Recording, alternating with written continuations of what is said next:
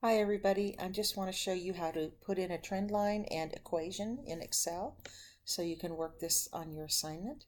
I've already made a scatter plot of some data. You can see I've got some sales data, and over here this is optional, but instead of using the actual years 2000, 2001 and so forth, I made 2000 correspond to 0 and I scaled my years.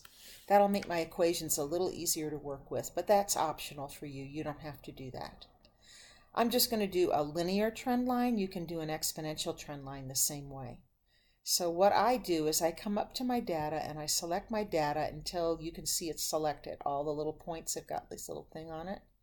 And then I come over my data and I right click. So I'm right clicking and I choose Add Trend Line. When I do that, I've got my dialog box on the side here. And you can see you can put in an exponential trend line, a linear, other kinds that we haven't talked about.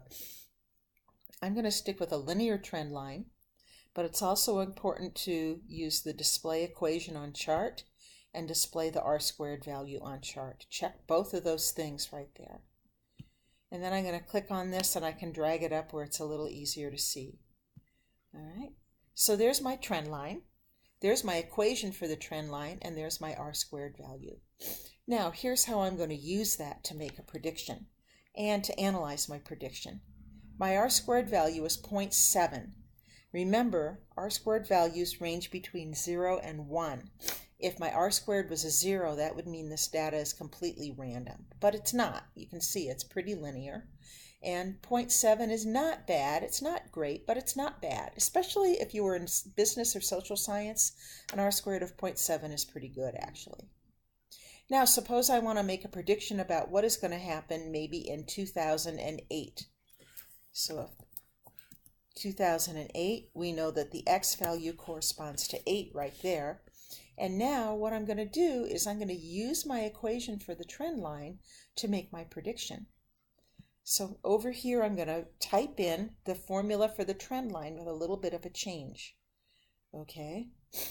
Whenever you put an equation in Excel, you have to start with an equal sign. So I'm going to type an equal sign, and my equation is 13.964 times the X value. Well, here's my X value right here. It's the number 8. So I'm just going to click on that cell that says 8. And you notice in the trend line equation, B10 comes, which is the location of that number right there. My equation ends with an adding a 118.82. So I'm going to add 118.82. I'm going to press enter. And that's the prediction that they give us for 2008. So if I came out here on the trend line and found 230, that's probably right about here. You can see that pretty much follows where the trend line is. Anyway, I hope this helps, and I will post it online for you right now. Bye-bye.